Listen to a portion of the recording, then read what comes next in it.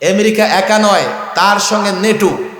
NATO মানে পৃথিবীর পরাশক্তি সব মিলে 20 বছর এই পরিমাণে বোমা নিক্ষেপ করেছে আফগানে।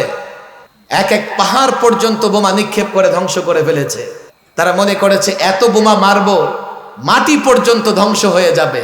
20 বছর পরে তালেবান যখন সিদ্ধান্ত নিয়েছে এবার রাষ্ট্র স্বাধীন করতে হবে, তারা যখন কাবুল অভিমুখে রওনা হয়েছে, পুরো দেশ উদ্ধার করে আমেরিকা নেটোর সেনারা লুঙ্গি গামছা নিয়েও পালাইতে পারে নাই। মুসলমানদেরকে যে দমানো যায় না, একটা এক্সাম্পল। আমার শিক্ষিত যুবক বলবে ওরা তো সন্ত্রাসী, জঙ্গি। মিথ্যে কথা। তারা স্বাধীনতাকামী, তারা দেশপ্রেমিক। প্রথমে রাশিয়াকে জোতা পেটা করে বের করেছে, পরে আমেরিকাকে বের করে তারা রাষ্ট্রকে স্বাধীন করেছে। বাংলাদেশে এবার যে কাজ ছাত্ররা করেছে, একটা পরিবর্তনের দরকার ছিল।